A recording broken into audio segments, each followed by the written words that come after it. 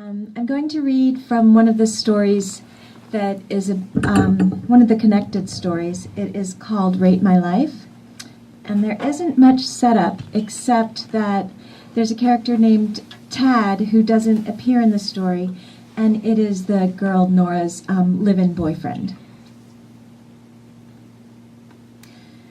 Another amazing, boring May blue sky, Aaron observed. Nora leaned toward the windshield, looked up and out over the ocean. She couldn't agree more. They were parked in Aaron's VW camper at Butterfly Beach. Supposedly they were studying for the final. Nora had her books zipped in the backpack at her feet. Aaron's elbow jutted out his window, and he held a perfect Granny Smith apple in his hand. A jar of peanut butter rested between his thighs, which were thicker than Nora's. "What kind of art do you make?" she asked. "Conceptual stuff. I'm interested in the universality of foibles." Nora nodded as if she knew what he was talking about. "I had a piece in a gallery in downtown LA. It had this found object like an arthritic finger, only it was driftwood. It was totally amazing, like an arthritic what the fuck. And I painted the canvas with these vague blurred flags from the G7, and then I copied random candy and alcohol ads and repeated images of Ronald Reagan, and then wheat pasted the whole thing together." Aaron removed a Swiss Army knife from his glove box, and while he spoke, he sliced the apple against his palm, dipped a crescent in peanut butter, and passed it to her. "I'm only in school for the parental aid. I try to take classes that will inspire my vision, like satire, because art is about disruption." His clear violet eyes, magnified by his glasses, remained fixed on her face. His voice, confident and sonorous, was perfect for a makeout song. The confident way he spoke about his ideas made her nervous. If he asked about her, like why she was in school or what she wanted, Nora would have no idea what to say. School and work were ends in themselves. She liked baking. She was good at it.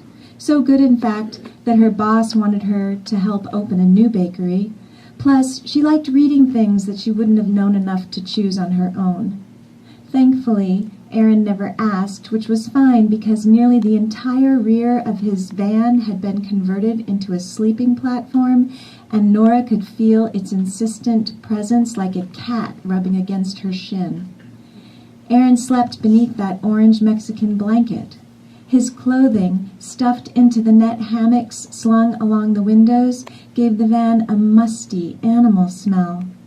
3 saucepans hung from the hooks behind the driver's seat, and she imagined the friendly clatter every time he turned a corner. He had a case of top ramen tucked under the bed. Aaron was a gypsy. "So, Nora, I've been feeling artistically gummed up. After the G7 piece, I haven't really been able to make anything in this satire class. It's so lower division, like meta, like self-parody.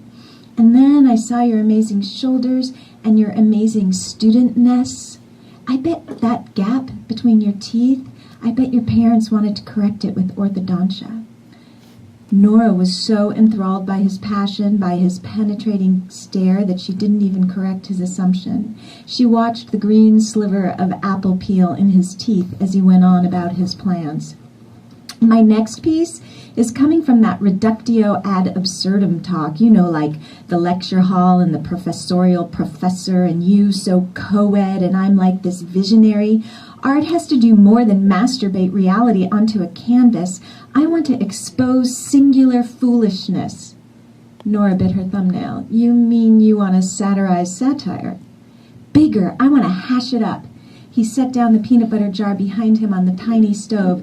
"Let's go to the movies." He leaned close to her, his hands resting on her knees, squeezing her flesh. He smelled mostly like peanut butter, but also like his van, only stronger and wild, as if he spent nights on the forest floor.